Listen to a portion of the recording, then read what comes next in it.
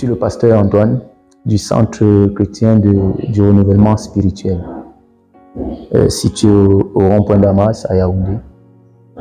Je rends grâce à Dieu pour le privilège que j'ai ce matin de faire un bref témoignage de mon expérience avec Christ.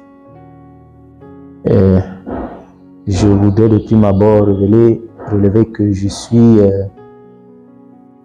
le résultat de la grâce de Dieu. Je suis le résultat de la grâce de Dieu. Parce que mon témoignage avec Christ se résume à un mot, c'est la grâce. C'est la grâce. Mon témoignage, je ne vais pas tirer forcément, mais je vais quand même dire certaines choses qui font partie de mon témoignage. Je suis issu d'une famille assez vaste et des personnes qui, dans leur vie sur le plan social, sont des personnes qui ont réussi leur vie. Et je suis un peu de ceux-là, parmi les derniers, pour ne pas dire le dernier de la famille, qui n'a pas toujours suivi la même trajectoire que les autres. Très tôt, dans mon enfance, j'ai été un peu rebelle. Je dois avouer que j'étais un peu rebelle, je n'ai pas toujours écouté les conseils. Je n'étais pas forcément un bandit de grand chemin, mais je n'étais pas très obéissant quand même. Et j'ai fait pas mal d'erreurs. Enfin, je me dis que j'ai fait pas mal d'erreurs en tant que jeune à l'époque où j'aurais certainement dû pousser un peu plus loin les études et ça n'a pas été forcément le cas. Et à un moment, j'ai eu des désirs dans mon esprit. J'ai opté pour jouer au football. Comme la plupart des jeunes aujourd'hui, pour moi, c'était le foot et seulement le foot. C'est le sport. Et je me voyais réussir dans le football et j'étais vraiment très engagé parmi les jeunes de mon âge. Mais là encore, ça ne s'est pas toujours bien passé. Avec le temps, j'ai fait quelques clubs ici au Cameroun en Ligue, en 3e division à l'époque. Et même j'ai eu la grâce de jouer même en 1re division dans un club, l'université de Ngaoundéré. Et j'ai fait mon petit parcours. Mais au finish, ça ne s'est pas bien passé.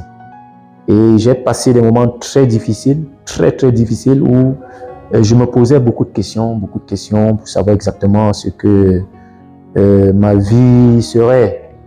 Mais je bénis Dieu parce que à une époque, à une période dans les années 2004 à Douala, j'ai fait la rencontre.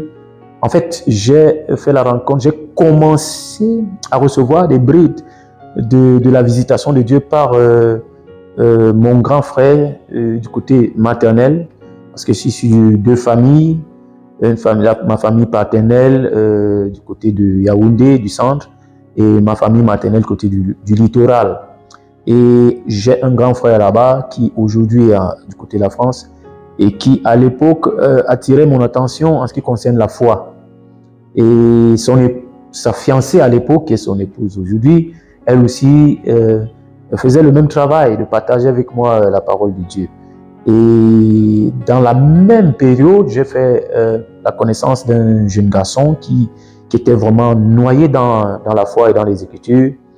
Et un jeune Congolais à l'époque à Douala qui était vraiment un chrétien engagé et qui a commencé à activer quelque chose en moi, me partager l'évangile et tout. Et puis, à un moment donné, j'étais très ému. Quelque chose a commencé à se passer en moi. J'étais comme mes aînés, comme tout le monde aujourd'hui. J'ai fait partie de la religion catholique. Et j'étais un jeune assez sage en ce qui concerne la prière, aller à l'église. J'étais assez religieux, je le faisais assez bien. Mais bon, quand j'ai rencontré ces personnes, et surtout ce jeune garçon, j'étais vraiment impressionné. impressionné. Et non seulement par le travail que mon aîné et sa fiancée ont commencé à faire, mais aussi lui. Mon esprit a commencé à être agité en moi, agité vraiment, je ne comprenais pas. J'avais l'impression que je n'avais jamais connu le Seigneur, que j'avais jamais compris le Seigneur de cette manière. Et du coup, un soir, je me souviens un soir, vers 22 h, nous étions en route à Aquanor, à Douala, je me souviens encore, comme si c'était hier. Pendant qu'on échangeait, 22-23 h, avant de se séparer, il m'a dit: mon frère, tu es un homme béni, tu ne peux pas savoir. Même le foot que tu veux jouer là, c'est pas ton couloir, c'est pas ton couloir. Et même si c'était même le cas, je vais te dire, le Seigneur te visite, le Seigneur a quelque chose pour toi. Et il m'a dit, quand tu rentres tout à l'heure, ouvre ta Bible, tu vas lire l'évangile de Jean au chapitre 15, verset 16.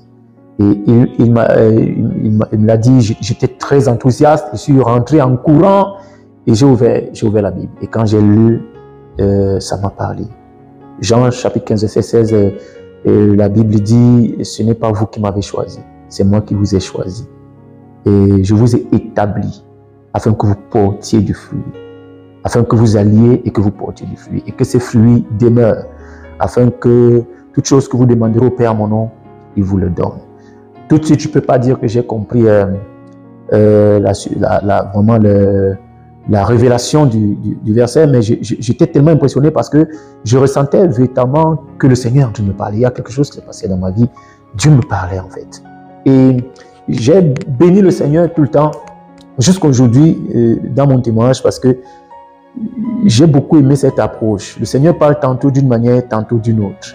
Oui, il se révèle vraiment de différentes manières. Mais moi, plus tard, quand je me rends compte de l'appel de Dieu dans ma vie, c'est où je me rends compte que je suis trop fier, je suis heureux vraiment de la manière dont le Seigneur m'a visité. Pourquoi? Parce qu'il m'a visité par sa parole. Il a commencé à me parler au travers de sa parole. Il m'a montré dans la Bible exactement ce que je représentais pour lui et ce qu'il voulait faire avec moi. Et ça, c'est très important pour moi. Et je vais vous dire pourquoi pas par la suite. Donc, quand j'arrive en Ngaoundéré, en première division, je joue dans ce club-là, j'étais déjà un peu très zélé dans l'évangélisation et tout. Je n'étais pas encore baptisé, mais j'étais vraiment très chaud dans l'évangélisation. Dans mon club, je parlais de Dieu à tout moment, et puis on m'a collé l'étiquette de pasteur. Je me souviens une fois, on a fait un voyage de Ngaoundéré pour Yaoundé, ici, nous venions jouer ici. Et puis quand nous étions en train de rentrer après notre match, on a pris le train de Yaoundé pour Ngaoundéré. Et dans le train, il y a eu un débat comme ça dans notre wagon sur la foi sur le Seigneur. Et je me souviens que j'ai été saisi vraiment pour prêcher l'évangile, pour évangéliser. Et la manière dont le Seigneur m'a utilisé ce soir-là, dans ce voyage, c'était impressionnant. Impressionnant. Les gens étaient vraiment dépassés dans ce train. Il y a même un papa qui était assis, il m'observait attentivement et il m'a appelé à un moment donné, il m'a dit, mon fils, Dieu t'appelle, tu es pasteur. Tu es pasteur. Il m'a dit, je ne suis pas pasteur, mais je te dis la vérité. Je ne sais pas ce que tu fais avec les autres là. Tu es pasteur. Et moi, je peux vous avouer que je n'avais pas l'idée d'être un pasteur. Tout ça. Moi, j'étais trop fier, je commençais à connaître Dieu, je voulais partager mon expérience avec Dieu et tout. Et puis, c'était tout. Je n'avais pas dans mon esprit, voilà, il faut que je devienne pasteur. Pas du tout. Pas du tout. Et puis, en Ngaoundéré, je fais la rencontre d'un homme de Dieu, le feu révérend Jean-Marie Bongono, et qui a participé aussi beaucoup dans ma foi, et qui, j'ai eu la grâce par lui d'être plongé dans les eaux du baptême, là où c'est devenu un peu plus sérieux. Et à partir de là, quelque chose de nouveau a commencé. Et j'ai pris au sérieux ma foi, vraiment, parce que je vais faire aussi une précision, c'est que pendant que je vivais déjà ma foi comme ça, je proclamais et tout, je peux avouer que dans mon caractère et dans ma manière de vivre, j'étais pas réellement transformé. Oui. Mais après les eaux du baptême, j'ai ressenti une différence. J'ai senti une différence, j'ai senti que c'était sérieux maintenant. Et je me suis engagé plus avec Dieu. Et j'ai commencé à évangéliser. Et mes dernières années en Gaoundéré, pendant que ça ne se passait plus très bien dans le foot, j'ai décidé de rentrer. Je suis rentré sur Yaoundé. Quand je suis rentré, j'allais d'église en église. J'essayais de chercher ma voie. Sur le plan social, j'avais pas de situation financièrement et tout. J'habitais dans la maison de mon grand frère qui avait construit et j'étais là un peu comme quelqu'un qui, avec une de mes sœurs, qui gardait la maison. Mais j'étais pas bien. J'étais pas bien. Parce que je ressentais que ma vie n'avait plus de sens. Je savais plus où aller, quoi faire. Mais mon cœur battait beaucoup pour le Seigneur. Je continuais quand même d'annoncer l'évangile au quartier, à des personnes. Et c'est même au rond-point Damas, dans ce quartier-là, où je fais la connaissance de celle qui est mon épouse aujourd'hui. Parce que mon frère, ayant acheté le terrain à l'époque dans ma belle famille, et j'habitais chez lui, j'ai fait la rencontre donc de mon épouse là-bas, dans cette belle famille-là. Et je leur ai partagé l'évangile, en tout cas dans sa maison à elle, à sa maman et à sa sœur. Et je leur ai partagé l'évangile et elles se sont attachées à moi. Et pendant que j'allais parfois dans les églises, elles me suivaient. Elles me suivaient et il y a même derrière elles aussi d'autres personnes qui me suivaient, qui ont commencé à apprécier l'évangile que je prêchais et tout. Et on allait comme ça d'église en église. Et puis quand je me retrouvais plus vraiment dans une église, je partais, elles me suivaient toujours. Elles me suivaient. Mais je me souviens, l'avant-dernière église que nous avons fait, c'était une grande église ici à Yaoundé, baptisée avec le nom Rima Center. Ok, et puis j'étais là dans cette église, on était vraiment engagés, mais à un moment donné, je ressentais quand même un fardeau dans mon esprit. C'est au niveau du message, au niveau du message, et puis de la manière dont les choses se passaient. J'avais pas la paix. C'était pas un homme de Dieu mauvais. Non, c'est quelqu'un qui m'a beaucoup managé, m'a aidé à cette époque, mais je ressentais pas la paix par rapport à la doctrine qui était prêchée et tout, parce qu'il arrivait aussi quelquefois que j'écoute un homme de Dieu par-ci, un homme de Dieu par-là, même par les médias et tout, et je me posais beaucoup de questions quand même, et je méditais la parole, je ressentais quand même un fardeau quelque part. Et puis à un moment, j'ai eu un souci aussi dans cette église, et puis à un moment, on a prétendu à l'église que c'est... En fait, je n'étais pas l'homme pour ma fiancée, mon épouse, et surtout que j'avais des vérités déjà à partir de là. Et puis moi, je me suis retiré.